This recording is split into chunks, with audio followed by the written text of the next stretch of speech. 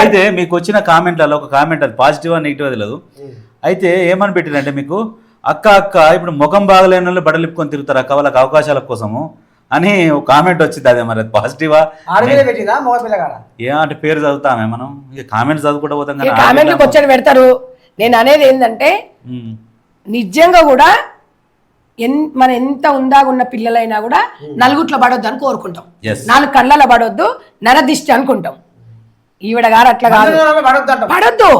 ఇప్పుడు ఎవరికల్లా ఎట్లుంటాయో అరే అది జర అట్లా కాదమ్మా, నువ్వు సినిమాలో నటించమ్మా, నువ్వేమన్నా చేసుకో అమ్మా, ఆ చెత్తను తీసుకొచ్చేసి ఇన్స్టాలో పెట్టకమ్మా, ప్రైవేట్లో పోస్ట్ చేసుకోమ్మా అని చెప్తే నేను గిట్లనే పెడతా, నేను ఇదే చేస్తా, ఇళ్ళనే అదుకొని తింటా అంటే మరి అందుకని మేము కూడా గిట్లనే మాలాంటి వాళ్ళం అందరం వస్తాం. సరే ఇంకో విషయం నీకు తెలవాలి ఇక్కడ, ఇంట్లోనే అద్దుకొని తింటా అనేది అర్థమైందా? ఇంట్లోనే అద్దుకొని అదేం నాకు మంచిగుంది అంటుంది.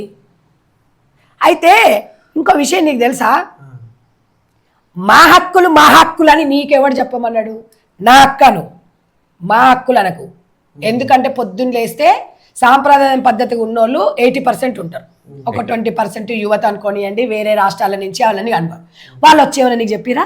మా హక్కులు ఏ హక్కులకు సంఘం అధ్యక్షురాలు నువ్వు? ఏ సోషల్ సర్వీస్ చేసినావు నువ్వు?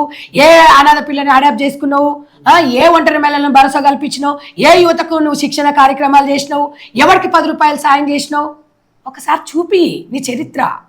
ఊరికే ఇప్పుడు ఈ స్టూడియోకి నేను వచ్చిన, నా పెట్రోల్ నేనే పోసుకుని మీరేమైనా ఇచ్చిరా? నాకు ఇచ్చిరా? అట్ట కాదు, ఇచ్చిరా? మరి ఆవిడ గారు ఒక్క ప్రోగ్రామ్కి పోతే రెమ్యునేషన్ లక్షలలో ఉంటది. మరి ఆమెకు నాకెట్లా తమ్మి, నాకెట్లా పొందనా? నేను అనేది ఏంటంటే నన్ను 95% ప్రజల గొంతు నేను, అంతే తప్ప ఇందులో నేను సెలబ్రేట్ అయిపోయి ఆమె ఛాన్స్ నేను కొట్టే నీకే నాకు అవసరం అంటవా? నాకు అలాంటి వద్దు నాకు. అయితే ఇప్పుడు ఒక డైలాగ్ అన్నావు, భయపడుతున్నావా నువ్వు అని అన్నావు. భయపడుతున్నవా కాదు, భయపెట్టింది. మొన్న నేను చూసిన ఒక దాంట్లో ఇంటర్వ్యూలా మొత్తం చీర కట్టుకొని వచ్చి కూర్చుంది. అంటే ఎవరు భయపడ్డట్టు, ఎవరు భయపడుతున్నట్టు చెప్పు పండు.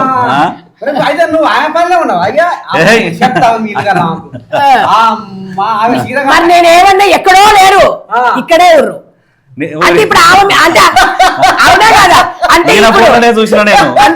అంతేనా కాదా చెప్పు? అంటే ఆమె చీర వేసుకుందా, షెడ్ వేసుకుందా, మిడ్ వేసుకుందా, బికినీ వేసుకుందా అంటే ఇంకెవరో కాదు. ఇక మరి ఈయననే ఉన్నాక ఇంకా ఇంకేం చెప్పాలో చెప్పాలి.